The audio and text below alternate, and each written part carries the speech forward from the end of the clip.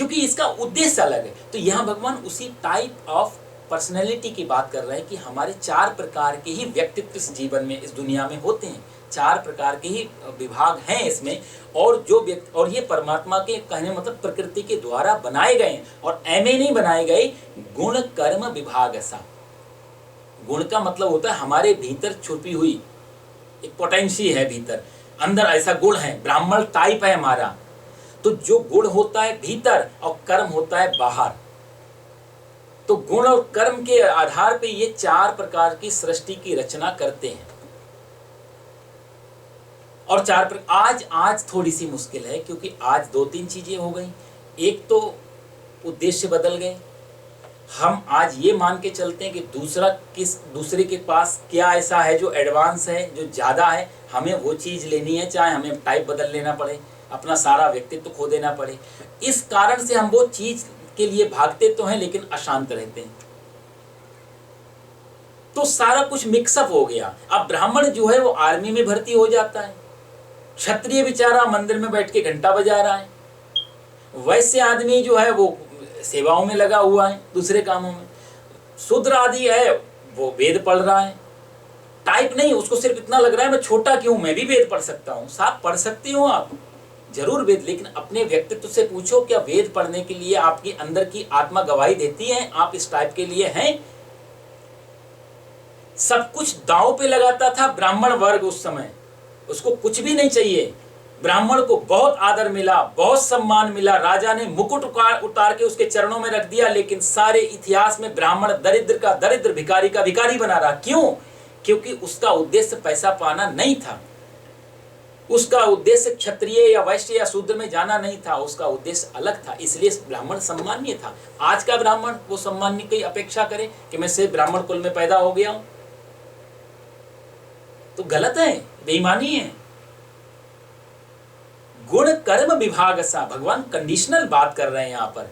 गुण और कर्म ये 2 चीजें होनी चाहिए, तब आपका वो टाइप बन पाएगा। अब एक वैश्य समाज को, कोई आदमी ट्रेडर है, वैश्य है, बिजनेसमैन है, उसको कहा जाए कि साहब तुम आर्मी में भर्ती हो जाओ, तो आदमी कहेगा साहब, घबरा जाएगा, क्योंकि उसका वो टाइप नहीं है, वो गुण भी नहीं है। वैश्य का आपको बताऊं, वैश्य का गुण भी अलग होता है।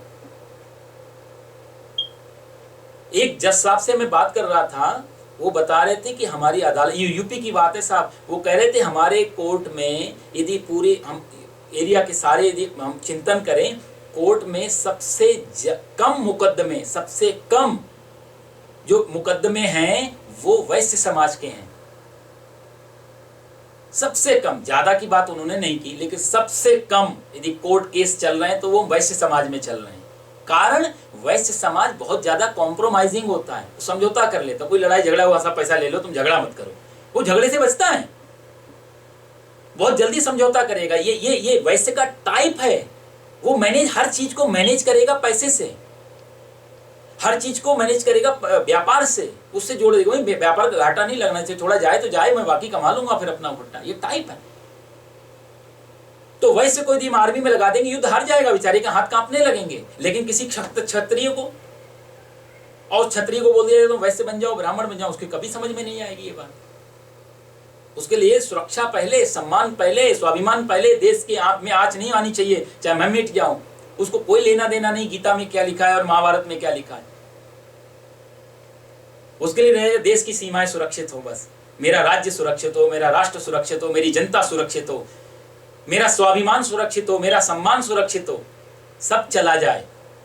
आपको एक बार मैंने पहले भी कहानी सुनाई थी, अकबर के दरबार में राजस्थान के 2 राजपूत क्षत्रिय आए, बीरबल और तोडरमल वहीं खड़े हुए थे।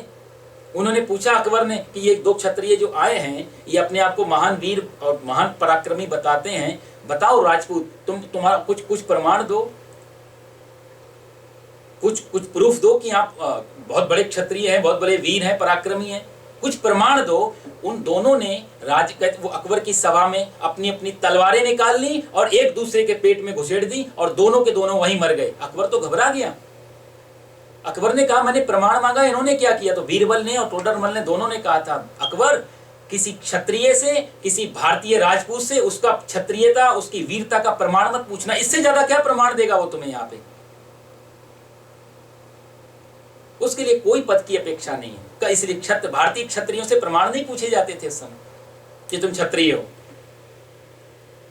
ये टाइप ऑफ पर्सन, ये व्यक्तित्व का, ये व्यक्ति के 4 प्रकार थे। चातुर्वर्ण्यम मया सृष्टम,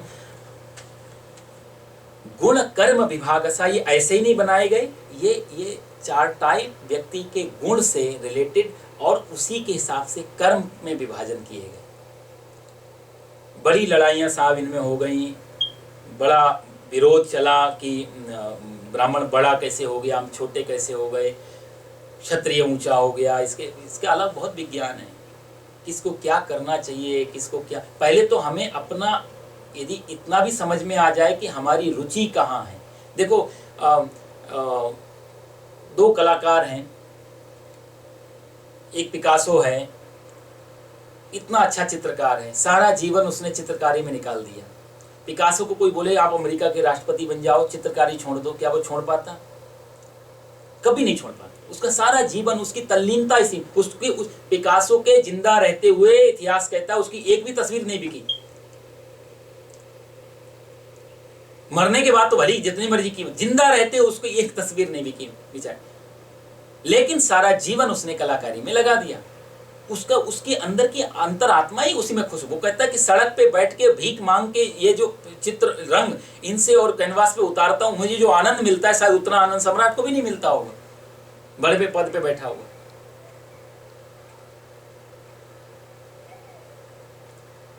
तो इस पतंजलि हैं, महर्षि उनको क्या लेना देना, जंगल में रह के इतना रिसर्च करते रहे, योग पे, आयुर्वेद पे, इतना चीजों पे।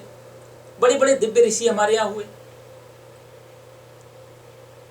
सुश्रुत जी है, सारा जीवन जंगल में गुजार दिए। अष्टांग हृदयम, अष्टांग संग्रहम, जिन्होंने 2 बड़े बड़े ग्रंथ लिखे आयुर्वेद के, जिन पे आज भी रिसर्च चल रहे हैं, जिन्होंने हजारों हजार साल पहले बातें बता दी, शरीर में क्या कितने ऑर्गन हैं, क्या उनके काम हैं, कैसे कैसे क्या फंक्शन है, सारी की सारी विधि उन्होंने अष्टांग हृदय में बताई हुई है। पूरा जीवन उन्होंने आयुर्वेद को दे दिया। ये प्रमाण है। तो इससे पता लगता है कि उसको जिसमें शांति मिले और फल की बहुत ज्यादा अपेक्षा ना हो, वो हमारा टाइप होता है। आज दुनिया में इतनी अशांति इसलिए नहीं है कि समाज खराब है, बाहर चोर लुटेरे हैं, बेईमान ज्यादा हैं, और बेईमानी भी इसलिए ही बड़ी है क्योंकि हम अपने टाइप से नहीं जी पा रहे हैं। एक होड़ में, एक दौड़ में, एक दूसरे को पीछे करने के लिए दौड़ रहे हैं। अपने टाइप में जिस दिन व्यक्ति लौट जाएगा, उस दिन वो जैसे एक फूल पूरा खिल जाता है, उसके खिलने में बहुत आनंद है उसको। और कुछ, कोई कमल का फूल नहीं चाहता मैं गेंदा और गुलाब हो जाऊं, गेंदा और गुलाब नहीं चाहता मैं कमल का फूल हो जाऊं। वो जो है उसी में उसका आनंद है। और गेंदा यदि गुलाब होना चाहेगा तो गुलाब तो कभी हो नहीं पाएगा, लेकिन पीड़ा अशांति में और पड़ जाएगा बेचारा। इसलिए आदमी जो होने के लिए पैदा हुआ है, यदि वही हो जाए तो कुछ भी ना हो तो बहुत कुछ है, और यदि वो नहीं हुआ तो फिर अंततोगत्वा तो हम सब लोग हमेशा अधूरे ही क्यों जाते हैं दुनिया से, इतना दुखी क्यों कामना कर। अब कोई पिकासो से पूछ ले, कोई अरस्तु से बात कर ले, कोई डायग्नोस से बात कर ले, कोई सुकरात से बात करे, कोई जितने भी ये जानने वाले जिन्होंने इनसे बात करे कि आप मर रहे हो, आपको दुख है, इनकी कहेंगे कोई पीड़ा नहीं। जो जानना चाहिए था वो जान लिया, जो करने आए थे वही किया हमने सारा जीवन, कुछ भी बाकी रहा नहीं। हम लोग अधूरे रह जाते हैं क्योंकि हमारा टाइप कुछ और होता था, करते हम कुछ और थे। करते इसलिए थे कि समाज से प्रेरित होते थे। अपनी आत्मा की आवाज़, अंदर की आवाज़ सुनने से ज़्यादा हमें बाहर की आवाज़ें हमारे कान को बंद कर देती थी, अंदर की आवाज़ नहीं। इसलिए ये जीवन हमेशा फ्रस्ट्रेशन में जाएगा, दुख में जाएगा। उसका कारण भगवान ये बताते हैं, चातुर्वर्ण्यम मया श्रेष्ठम, ये जो 4 वर्ण मैंने बनाए, ये जो वर्ण व्यवस्था थी, इसी व्यवस्था के साथ। अब अर्जुन को क्यों कह रहे हैं ये बात, क्योंकि अर्जुन बहुत बड़ा क्षत्रिय था। अर्जुन के बारे में मैंने आपको बताया, अर्जुन को उस समय पांडवों में ऐसी डील हुई थी कि द्रौपदी के साथ जो भी उस समय होगा, दूसरा व्यक्ति प्रवेश नहीं करेगा, यदि प्रवेश करेगा तो 1 वर्ष का उसको वनवास हो जाएगा। अर्जुन बाहर बैठा हुआ है, एक कसाई गाय को लेकर के जा रहा था और गाय उसके हाथ से छूट जाती है, गाय भागती है। अर्जुन देख लेता है गाय किस दिशा में गई है। अर्जुन से कसाई पूछता है मेरी गाय किधर गई, अर्जुन नहीं बताता उसको। कसाई भागता है, अंततोगत्वा उसको पकड़ भी लेता है। जब देखा इसने कसाई ने गाय पकड़ ली और गाय को मार देगा, और अर्जुन को मालूम है मेरा गांडीव इस समय युधिष्ठिर के कक्ष में है और वहां द्रौपदी भी है और मैं जाऊंगा मेरे को 1 वर्ष का वनवास हो जाएगा, लेकिन परम क्षत्रिय है अर्जुन, प्रवेश कर गया, गांडीव उठा के लाया, कसाई को हराया, 1 वर्ष का वनवास स्वीकार कर लिया। ये क्षत्रिय का लक्षण है, परम क्षत्रिय। इसलिए भगवान याद दिला रहे हैं कि अर्जुन तू परम क्षत्रिय है, क्षत्रिय होने के लिए ही तू पैदा हुआ है। और ये बात इसलिए भी याद दिला रहे हैं क्योंकि पहले अध्याय में अर्जुन कह चुका है कि प्रभु मैं, आप सब लोग जानते, बार बार मैंने चर्चा की, अर्जुन कहता है मैं भीख मांग लूंगा, कण मांग, मैं कणाद बन जाऊंगा, मैं पतंजलि बन जाऊंगा, लेकिन मैं इस समय मारूंगा नहीं। भगवान कहते तेरे से होगा नहीं। तो वन में जाते हुए जब तू देखेगा कोई अन्याय तो फिर से अपना गांडीव ढूंढेगा, तू विचलित हो जाएगा, तू कंफ्यूज हो जाएगा। और हम सब लोग जीवन में कंफ्यूज हैं, तो कारण ही यही है। अर्जुन को भगवान वहां रोक लेते हैं। लोग बोलते हैं कि भगवान कृष्ण की वजह से महाभारत हुआ, नहीं, भगवान ने अर्जुन के व्यक्तित्व को खोल के रखा। भगवान ने कभी अर्जुन से ये नहीं कहा कि तू मार दे, काट दे, युद्ध कर ले। भगवान ने उसको उसका व्यक्तित्व याद दिलाया। पूरी गीता में भगवान ने पूरी, आप 700 श्लोक हैं, 18 अध्याय हैं, आप सुनते आ रहे हैं, आप कहीं भी देखना भगवान कभी ऐसा नहीं कहेंगे तुम ये कर्म कर लो, ये कार्य करने से तुझे मुक्ति मिल जाएगी, कभी नहीं कहेंगे। भगवान कभी भी कर्म को नहीं बताएंगे, कैसे करना है वो बताएंगे। पूरी गीता में क्या करना है ये हमको चुनना है, कैसे करना है। इसलिए अर्जुन को ये नहीं बता रहे तुझे महाभारत करना है, युद्ध करना है। भगवान कहते हैं तू क्षत्रिय है, तू अपने व्यक्तित्व को पहचान, और जो तेरा नियत कर्म है तो उस कर्म को नहीं करेगा अर्जुन, तो तू विषाद को उपलब्ध होगा ही, विषाद में जाएगा, तू दुख और पीड़ा में जाएगा, तू भाग जाएगा। कल को तेरी भाइयों का अपमान कर दिया, तेरी माता कुंती का अपमान कर दिया, तब क्षत्राणी का बेटा जंगल में भाग गया डर के, किस किस को मुंह पकड़ेगा, तो किस किस का मुंह बंद करेगा समाज में। बड़ी अपकीर्ति होगी। एक क्षत्रिय अपमान से मरे, अपकीर्ति से मरे, इससे बड़ा कोई दुख नहीं है। तो अर्जुन के लिए भगवान इसलिए भी बता रहे हैं चातुर्वर्ण्यम मया सृष्टम, क्योंकि अर्जुन क्षत्रिय है और 4 वर्ण की आड़ में भगवान अर्जुन को उसका क्षत्रिय धर्म याद दिला रहे हैं। और हम चाहे दुनिया में कितने भी आगे निकल जाएं, कितना भी हम चंद्रमा और मार्स पे पहुंच जाएं, हम चाहे कोई भी सोशलिज्म बना लें, लिबरल में आ जाएं, कम्युनिज्म में आ जाएं, जितने भी कम्युनिज्म है वहां भी वर्ण के बिना व्यक्ति को ना तो शांति मिलेगी, ना समाज में शांति होगी। ये हमारे इस श्लोक के जितने भी महापुरुषों ने चिंतन किया है। और आज नहीं, कल नहीं, जब भी मौका मिलेगा समाज को विचार करने का, इन चारों चीजों पे वापस आएगा। क्या पैदा होने के लिए हम, क्या करने के लिए पैदा हुए हैं, और वो यदि जान लेंगे तभी मुक्ति मिल पाएगी। नहीं तो साहब अब कोई आदमी लगे, अब जैसे हम खोजने लगे कि साहब इस कौन सी इंडस्ट्रीज में ज्यादा, तो आजकल रिलीजन इंडस्ट्री बहुत आगे निकल गई, इससे बड़ी कोई इंडस्ट्री नहीं है। आजकल धर्म की जो इंडस्ट्री है आप देखो तो इसमें हम बहुत सारा हर कुछ है। आज वेद को पढ़ने वाले चार्टर्ड प्लेन में घूम रहे हैं, वेद को लिखने वाले जंगल में पत्ते खा रहे थे, लेकिन वेद को पढ़ने वाले चार्टर्ड प्लेन में है। साल 2-2 साल 3-3 साल की उनकी एडवांस बुकिंग है। बाबा रामदेव जी देखो, मैं कोई क्रिटिसाइज नहीं कर रहा हूं, इसी लाइन में आकर के जो पतंजलि ने जंगल में रह के किया, आज बाबा जी ने इसी 20 सालों में देखो कहां से कहां बड़ा सा एम्पायर खड़ा कर दिया है। आज उनके पास 20,000 करोड़ की टर्नओवर है उनका साल का। अंबानी को 3 पीढ़ियां लगी वहां तक पहुंचने के लिए, बाबा रामदेव को 20 साल लगे कुल। रिलीजन बहुत बड़ी इंडस्ट्री बन गई आजकल, अनलिमिटेड पैसा है साहब इसमें। और मजे की बात, सारा जीवन पैसा है। जितना बूढ़े होते रहो उतना ज्यादा सम्मान भी बढ़ता है, पैसा भी बढ़ता है। इसका उल्टा है, इसमें रिटायरमेंट भी नहीं है। जितने बूढ़े पंडित जी उतने ज्यादा सम्मान मिल जाता है उनको। बहुत बूढ़े पंडित जी, संत महात्मा, ये रिलीजन से जुड़ा हुआ है मामला। लेकिन इनके जो हमारे पूर्वज हुए उनका आप त्याग देखो। ऐसा ही हर वैश्य समाज में, वैश्य भी बेचारा पैसे के अलावा कुछ नहीं सोच पाता। उसके लिए सबसे फ्रंट पे कोई चीज है तो धन है। हाँ, धन से वो बहुत सेवा कर पाएगा, वो बात अलग है, लेकिन धन उसके, वो धन बचे, वो बचे या ना बचे, धन बचे वैश्य के लिए मुख्य। तो वो यदि पूजा करेगा विष्णु भगवान की तो लक्ष्मी जी के साथ में, उसके लिए कोई भी देवी देवता, कोई भी कुछ बताना हो तो धन के साथ बताना पड़ेगा। मेरे को एक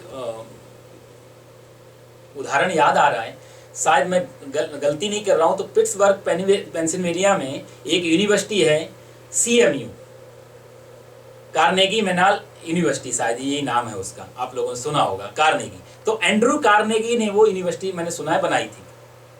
उसके बारे में एक बार मैं कहीं पढ़ रहा था कि एंड्रू कार्नेगी उस समय का सबसे बड़ा अरबपति आदमी, मिलियन बिलियन डॉलर छोड़ के बेचारा गया दुनिया से। एंड्रू कार्नेगी के जब अंतिम समय चल रहा था तो उस समय किसी की बात मैं पढ़ रहा था कि उसने अपने सेक्रेटरी को बुलाया और सेक्रेटरी से पूछा कि काफ़ी समय का रिलेशन था, तो हंसी मजाक भी हो जाती थी, तो मजाक में ही बात की उसने बोला कि यदि मैं मर रहा हूँ आज और तुम भी मर रहे हो, हम दोनों ऊपर पहुँचे और परमात्मा अगला जन्म हमको दे और दोबारा हम इस दुनिया में आए, तो तुम क्या बनना चाहोगे, सेक्रेटरी या एंड्रू कार्नेगी? तो सेक्रेटरी कहते हैं कि थोड़ा सा बेचारा झिझका, थोड़ा संकोच किया उसने। तो कार्नेगी ने कहा संकोच करने वाली बात नहीं, नेचुरल हो, बताओ, बिल्कुल हमें यदि आई एम श्योर कि तुम्हें एंड्रू कार्नेगी बनना होगा अगले जन्म में यदि तुम्हें फ्रीडम दिया जाए। तो सेक्रेटरी ने बोला, हाथ जोड़ के बोला, नहीं, आप गलत सोच रहे हैं, मैं एंड्रू कार्नेगी नहीं बनना चाहूंगा, मैं आपका सेक्रेटरी बनना चाहूंगा। तो उसने बोला, क्यों ऐसा, मैं इतना बड़ा धनपति, इतना बड़ा कुबेर, इतना बड़ा पैसे वाला व्यक्ति। उसने बोला कि मैंने वो कारण, जो रीजन है, उसके अपने डायरी में नोट किए हुए हैं, मैं आपको बताता हूँ, आप बुरा आपको ना लगे तो। बोला, नहीं, बताओ। उसने कहा कि मैंने देखा कि 7 बजे एंड्रू कार्नेगी अपने ऑफिस पहुंच जाता है, 7 बजे एंड्रू कार्नेगी पहुंचता है, 8 बजे उसका चपरासी पहुंचता है, 9 बजे उसका मैनेजर पहुंचता है, 10 बजे उसका डायरेक्टर आ रहा है, 4 बजे डायरेक्टर भी चला जाता है, 5 बजे मैनेजर भी चला जाता है, 6 बजे तुम्हारे क्लर्क भी चले जाते हैं, मैनेजमेंट डिपार्टमेंट भी चला जाता है, 6 बजे के आसपास चपरासी भी चला जाता है, 7 बजे एंड्रू कार्नेगी अपना ऑफिस छोड़ता है। ये आदमी मैनेजर है, ये आदमी डायरेक्टर भी नहीं है, ये आदमी चपरासी भी नहीं, चपरासी भी 9 बजे आके और 5 बजे भाग रहा है। ये चपरासी भी नहीं है, ये मैनेजर भी नहीं है, डायरेक्टर भी नहीं है, क्लर्क भी नहीं। मुझे एंड्रू कार्नेगी नहीं बनना, मैं सेक्रेटरी ठीक हूं साहब, मैंने दुनिया ज्यादा देखी आपसे। ये मैनेज किसके लिए कर रहा है? सही अर्थों में मालिक कम, मैनेजर ज्यादा होता है। जो व्यक्ति मालिक बन जाता है वो मैनेज करता रहता है सारा जीवन, दुनिया, हर चीज को, ऑफिस को मैनेज करना, घर को मैनेज करना, कंपनी को, वो मैनेजर ज्यादा होता है, मालिक कम होता है। बाकी जो डिपार्टमेंट है उसका, वो ज्यादा मालिक है बजाय इसकी तुलना। यदि ऊपर से देखा जाए तो आपको मालिक कम लगेगा, मैनेजर ज्यादा लगेगा, सारा जीवन मैनेज करता। सेक्रेटरी कहता है, मुझे एंड्रू कार्नेगी नहीं बनना साहब, मैं सेक्रेटरी में ठीक हूँ, मेरी दुनिया बहुत अच्छी तसल्ली से गई। लेकिन उस व्यक्ति, हालांकि उस व्यक्ति ने बहुत अच्छे काम किए लेकिन धन उसके लिए प्रमुख था। शुद्ध वैश्य ब्राह्मण था, वैश्य वर्ण का व्यक्ति है, शुद्ध रूप से। जीवन चला जाए, कुछ भी चला जाए, धन रह जाए, धन से सेवा हो, वही सेवा उसके समझ में आएगी। उसके लिए परमात्मा भी मिले तो धन से मिले, उसके लिए सेवा भी हो तो धन से हो, उसके लिए सुरक्षा भी हो तो धन से। और ये सारे सबकी जरूरत है साहब। सारे के सारे ब्राह्मण हो जाएं तो फिर देश की सुरक्षा कौन करेगा, व्यापार कौन करेगा, सफाई कौन करेगा? सभी के सभी क्षत्रिय ऑर्डर पे चले जाएंगे तो भीतर कौन बचेगा व्यवस्था करने के लिए? सभी वैश्य हो जाएंगे तो फिर बाकी चीजें कौन संभालेगा? वेद में भी भगवान कहते हैं, वेद में इसी श्लोक को भगवान ने वेद में कहा है, ब्राह्मणोश मुखमाशीत बाहु राजन्यः कृतः। ये ब्राह्मण जो है भगवान का मुख की तरह है। ब्राह्मणोश मुखमाशीत, ब्राह्मण के रूप में परमात्मा मुख के रूप में ब्राह्मण है। बाहु राजन्याः, एक क्षत्रिय के रूप में जो है, बाहु मतलब भगवान की भुजाएं हैं क्षत्रिय। जो उरु है, उरु तदस्य, जो उरु है भगवान का पेट आदि, छाती, ये क्षत्रिय के रूप में है। और शूद्र, ब्राह्मणों मुखमासीत बाहु राजन्याः कृतः। और शूद्रो अजायत, शूद्र कहां से बोले? चरणों से शूद्र पैदा हुआ। अब एक शरीर में, हमारे शरीर में हमारे पैर ही कहने लगे कि साहब हम तो नीचे नहीं रहेंगे, हम तो सर पे रहेंगे, तो हमारी क्या हालत हो जाएगी कि हमको आप छोटा बना रहे हो। हमारे पैर हमारे शरीर में लगे हुए छोटे बड़े नहीं है, सर ऊपर है, पैर नीचे है, इनकी वहीं पे जगहें हैं, इनका वो स्थान वहीं शोभा भी दे रहे हैं पैर नीचे। अब कोई पैर का ऑपरेशन करा के सिर पे चिपका ले तो बड़ी मुश्किल हो जाएगी उसको चलने के लिए। और देखा जाए तो दूसरी चीज में, जब हम मंदिरों में जाते हैं, किसी महापुरुष से मिलते हैं, तो क्या हम, ये तो दूसरे धर्मों में है कि एक दूसरे को हक करना और ये सब किस करना, हमारे धर्मों में तो महापुरुष के पास जाकर के उसके चरणों को ही छुआ जाता है साहब, उसके चरणों में ही वंदन प्रणाम किया जाता है। तो शूद्र यदि त्याज हो, शूद्र यदि छोटा हो, तो फिर चरणों का वंदन क्यों? हम अपना सिर भगवान के चरणों में रखते हैं, ना कि उनका मुकुट पकड़ते हैं, ना उनका सिर पकड़ते हैं, पैरी तो छुए जाते हैं। तो जहां चरणों को छू करके शूद्र को इतना सम्मान दिया गया, उस देश में शूद्र छोटा कैसे हो गया? ये सब राजनीतिक कन्फ्लिक्ट है। देखा जाए, ये सब राजनीति से जुड़े हुए लोगों ने इतना भड़काया समाज को, इतना लड़वाया आपस में, इतना गंद फैलाई, इतना देखा जाए ब्रेन वॉश करके, तुम छोटे तुम बड़े, और ये सब इतना गंद फैल। अब वर्णों की बात करना, आज शूद्र को उसके नाम से पुकारना अपराध बन गया। भारत में उसके लिए सजा है। हम उसको ओरिजिनल जाति से नहीं पुकार सकते। आज मैं आपके सामने यहां भी नहीं ले सकता हूं वो नाम, क्योंकि अब उसको इतना ब्रेन में वो चीज डाल दी गई। कहा जाए तो आज भारत का दूसरी बीमारी जितनी खतरनाक नहीं, उससे ज्यादा ये वर्ण व्यवस्था कैंसर के रूप में बन गई है, और इससे देश की अर्थव्यवस्था, समाज व्यवस्था, नीति व्यवस्था सारी की सारी इससे प्रभावित हो रही। सिर्फ एक जाति व्यवस्था, वर्ण व्यवस्था को इतना गंदा कर दिया। ये श्लोक बहुत महत्वपूर्ण है गीता का, चातुर्वर्ण्यम। काश इसको समझा जा सकता ढंग से कि चातुर्वर्ण्यम। तो आपको मैं शॉर्टकट, बहुत लंबी व्याख्याएं हैं, जितना करो उतना कम है, लेकिन शॉर्टकट में आपको मैं समझाऊं। जो ज्ञान का खोजी है, जिसको ज्ञान ही प्रमुख है, जिसको जानने की ही इच्छा है, और ये हर डिपार्टमेंट पे होता है। आप इंजीनियर हैं, आईटी डिपार्टमेंट में हैं, वहाँ भी इस तरीके, आपको कुछ बनाना है, आप डेवलपर हैं, आप प्रोजेक्ट मैनेजर हैं, आप क्या कर रहे हैं, उसमें भी एक वर्ण व्यवस्था आ सकती है। आप मेडिकल लाइन में हैं, उसमें भी आप क्या कर रहे हैं, आप सेवा कर रहे हैं, आप पेशेंट देख रहे हैं, या फिर आप रिसर्च में हैं, दवाई की खोज कर रहे हैं। तो ये चारों की चीज़ें आप उसमें मिलेंगी, हर डिपार्टमेंट में मिलेंगी। चार तरह की मानसिकता आपको हर जगह मिलेंगी, हर सिस्टम में, हर डिपार्टमेंट में मिलेगी। तो जहाँ ज्ञान की खोज है वो ब्राह्मण व्यवस्था में चला जाएगा, जहाँ शक्ति की खोज है वो क्षत्रिय की व्यवस्था में चला जाएगा, और जो व्यक्ति को उससे प्रॉफिट कमाना है, जो बिजनेस माइंडेड है, वो वैश्य की में चला जाएगा। और जहाँ सेवा ही प्रमुख हो, चाहे कुछ मिले या ना मिले, वो शूद्र की श्रेणी में चला जाएगा। भगवान कहते चातुर्वर्ण्यम मया सृष्टम, ये सारा समाज चार वर्णों के आधार पर टिका हुआ है, और वही इसको, और उसी में इसको शांति मिल सकती है जब अपने वर्ण में आदमी जीने लग जाए। और उस समय ये बहुत ज्यादा स्पष्ट था, क्योंकि उस समय कोई आदमी क्रांतिकारी नहीं होता था इन चीजों के लिए। जिस व्यवस्था में पैदा हुआ, उसी के गुण, उसी के कर्म। अच्छा, इसमें एक पीछे प्रकृति काम करती थी। इसमें एक काम और भी था कि जो आत्मा गर्भ में आती थी वो भी अपना टाइप देख करके आती थी। उसका क्या टाइप था, उसी फैमिली में, उसी माता पिता के यहाँ वो जन्म लेती थी। कोई सेवा भावी है तो वो आत्मा शूद्र के घर में जन्म लेगी और उसी चीज को जल्दी पकड़ लेगी वो, और उसमें सारा जीवन गुजार देगी। क्षत्रिय की आत्मा क्षत्रिय के घर में ही आती थी और क्षत्रिय जीवन गुजारती। ब्राह्मण की आत्मा ब्राह्मण के घर में ही आती थी और ब्राह्मण का कर। इसलिए किसी का किसी से विरोध नहीं था। कोई शूद्र और ब्राह्मण और क्षत्रिय और वैश्य आपस में झगड़ते नहीं थे। पूरे आज से 4000 साल पहले ये व्यवस्था बहुत सुनियोजित थी, बहुत अच्छी प्रकार से चल रही। कभी भी वर्ण की व्यवस्थाओं में विरोध और लड़ाई झगड़े नहीं थे। ये अब 200, 400, 500, 1000 सालों में हुए। इससे पुरानी व्यवस्थाओं में कभी लड़ाई नहीं थी। आप कोई भी नहीं देखो कि शूद्र ने ब्राह्मण से बगावत कर दी, कभी नहीं हुआ ऐसा। क्योंकि ये मान के चलते थे कि हमारे घर में वही आत्मा जन्म लेगी जो हमारे टाइप की होगी। हाँ, कई तार्किक लोग हैं तो प्रश्न उठा देते हैं। आपकी जानकारी के लिए मैं तो बताऊं, कभी कभी ऐसा हो जाता था। जैसे परशुराम थे और विश्वामित्र थे। ऋषि विश्वामित्र क्षत्रिय घर में पैदा हुए और क्षत्रिय घर में पैदा होकर के परम ब्राह्मण बन गए।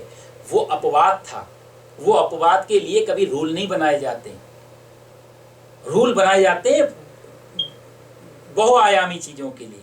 जब बहुत ज्यादा 99% यदि सब कुछ घट रहा है तब रूल तैयार। 1% अपवाद हो सकता है। परशुराम परम ब्राह्मण के घर में पैदा हुए। पिता जमदग्नि ने कहा माता को मार दो। 21 बार क्षत्रियों का संहार किया। उनके अंदर ब्राह्मणत्व कम, क्षत्रियत्व पूर्ण था। तो परशुराम क्षत्रिय बन जाते हैं, विश्वामित्र क्षत्रिय से ब्राह्मण बन जाते हैं। लेकिन इक्का दुक्का, हजारों लाखों करोड़ों में कोई इक्का दुक्का ऐसा व्यक्ति होता है जो वर्ण को पार कर जाके दूसरे वर्ण में प्रवेश कर जाता है। लेकिन 99% भारत में, इस पृथ्वी पे हमेशा ऐसा होता रहा कि जो जिस वर्ण का है वो आत्मा उसी वर्ण में प्रवेश करती थी। तो इसलिए भगवान कहते हैं चातुर्वर्ण्यम, 4 वर्णों वाली सृष्टि मैंने बनाई। और दूसरे इसी श्लोक की दूसरी बात में भगवान कहते हैं कि तस्य कर्तारम अपि माम विद्य कर्तारम अव्ययम। तो इतना सब करने पर भी तू मुझे अकर्ता जान। ये भी बड़ी सोचने जैसी बात है, करते हुए भी अकर्ता जान। भगवान कहते हैं विद्धि कर्तार विद्य कर्तारम अव्ययम। ये जो विद्धि शब्द है पहले भी आया है, मैंने आपको बताया था। विद्धि शब्द का मतलब होता है ऐसा अच्छी तरह से जानो। सूक्ष्म शब्दों में कहे तो ऐसा मानो, ऐसा जानो, ऐसा तुम्हें करना ही चाहिए, नैतिक, ये मोरल। भगवान कहीं ना कहीं ये अच्छी तरह से मानो, इसको जबरदस्ती प्रेशर से नहीं, क्योंकि इसके अलावा तुम्हें कुछ दूसरा रास्ता भी तो नहीं है। तो विधि का एक फोर्सली भी है, फोर्स भी है, प्रेशर भी है वहां पर, लेकिन वही एक लास्ट नियम भी ऐसा है कि ऐसा जा। तो अर्जुन को भगवान बार बार जब कुछ बात कहनी हो तो वहां पर विधि शब्द का यूज कर लेते हैं। और विधि शब्द का जब भी यूज करते हैं तो इसलिए ये कहना चाहते हैं अर्जुन इसमें प्रश्न मत करना प्लीज, इसमें कोई क्वेश्चन मत करना, ऐसा तू मान ही ले, ऐसा है। तो विधि शब्द का ये चीज वाल्मीकि रामायण में माता सुमित्रा लक्ष्मण से कहती हैं। बड़ा सुंदर प्रसंग है। देखो राम जी सीता मैया ये दोनों वन जाने के लिए तैयार हुए हैं। तो लक्ष्मण भी आते हैं। लक्ष्मण कहते हैं भैया मैं भी चलूंगा, आपके बिना मैं नहीं यहाँ रह सकता। राम जी कहते हैं चलेंगे तो सही, लेकिन मेरे से ज्यादा अधिकार तेरी माँ का है, क्योंकि तेरे को पैदा उन्होंने किया। तो तू उनसे पूछ किया, यदि तेरी माँ बोल देगी तो चलना। भगवान लक्ष्मण माता सुमित्रा के पास जाते हैं। तो माता सुमित्रा ने बोला क्या हुआ? बोला भैया राम और सीता भाभी दोनों बन जा रहे हैं, मुझे उनके साथ जाना है, आपकी आज्ञा चाहिए। सुमित्रा ने कहा देखो कितनी सुंदर बात है। सुमित्रा कहती जा तो सही लक्ष्मण, मैं मना नहीं करूंगी, लेकिन सही में जाने के लिए जा रहा है। ऐसा तो नहीं 10 दिन के बाद बोर हो जाए, बोले मेरा निर्णय गलत था, मैं वापस भाग आऊं। तैयारी है जाने की तेरी पूरी? आज तेरे को जोश, हम लोग जीवन में बहुत सारी जोश में काम कर लेते हैं, जब होश आता तब लगता है गलत किया। माता सुमित्रा कह रही है लक्ष्मण से कि लक्ष्मण जा तो सही, लेकिन होश पूर्वक जा। इसलिए माता सुमित्रा ने बड़ा सुंदर वहां एक बात कही है जो वाल्मीकि ने लिखी है। माता सुमित्रा कहती है लक्ष्मण जंगल में कैसे रहना, क्या करना जिससे तू अब भागेगा नहीं, बोर नहीं होगा। क्या रामम दशरथम विद्धि, राम को दशरथ मानना। तुझे अपने पिता की याद आए तो दशरथ जी की याद आए तो तू राम के स्वरूप देख लेना। रामम दशरथम विद्धि, विद्धि मतलब ऐसा जानना, इसमें कोई क्वेश्चन नहीं है, कोई फ्लेक्सिबिलिटी नहीं, कोई सुविधा नहीं कि तू शंका कर दे। रामम दशरथम विद्धिम और माम विद्धिम जनकात्मजाम, मेरी याद आए ना तुझे तो जनक की पुत्री सीता को मां मान लेना। रामम दशरथम विद्धिम माम विद्धिम जनकात्मजाम। और अटवम, यदि तेरे को कोई लगे चलो आप दोनों की याद, लेकिन कभी कभी बचपन की जन्मभूमि की याद आने लग जाए, तेरे को अयोध्या की याद आने लग जाए, तो फिर क्या करना चाहिए? वो अयोध्याम अटवीम विद्धिम। अटवी मतलब जंगल, वन को ही तू अयोध्या समझ लेना, जंगल को ही अयोध्या समझ लेना। अयोध्याम अटवीम विद्धिम और गच्छता यथा सुखम। और तूने यदि 3 कंडीशन पूरी कर दी अर्जुन, विद्धिम विद्धिम विद्धिम, ऐसा जानना, ऐसा ही मानना, ऐसा ही करना, बिना शंका के, बिना संक। और यदि तू 3 कंडीशन में 3 शर्तों पे खड़ा उतरता है तो अभी जा, और मैं तुझे वचन देती हूं तो जंगल में कभी दुखी नहीं होगा। दुखी होने के लिए बचाई क्या? अब तुझे माता की याद आएगी, पिता की याद आएगी, जन्मभूमि की याद आएगी। 3 ही कारण है भागने के। जब माता की याद आए तो माता सीता को देखना, पिता की याद आए तो राम को देखना, और अयोध्या की याद आए तो अयोध्याम अटवीम विद्धिम। तो जो विद्धि शब्द का यूज किया है वाल्मीकि रामायण में, यही भगवान यहाँ भी जो बार बार विद्धि शब्द का अर्जुन को बोल रहे हैं, तो इन कहा जाए तो बड़े अंदर से अर्जुन को टच कर रहे हैं कि तू ज्यादा शंका मत कर, इसको ऐसा जान, ऐसा ही मान कि ये सब सृष्टि करते हुए भी मैं अकर्ता हूं। अकर्ता क्यों हूं? क्योंकि मेरे को इन सब के कोई परिणाम की इच्छा नहीं है, कोई मेरे को रिजल्ट नहीं चाहिए, इनसे मैं कोई जुड़ा हुआ नहीं हूं। और इसी चीज को भगवान अगले श्लोक में कहते हैं कि नामाम कर्माणि लिम्पन्ति नामे कर्म फले स्प्रिया, क्योंकि मैं किसी में किसी भी कर्म में लिम्पंती मतलब लेपायमान नहीं होता हूँ। लेपायमान, हम लोग जो भी कर्म करते हैं ना वो हमारे पे हावी होता है। यदि वो कर्म सफल हो गया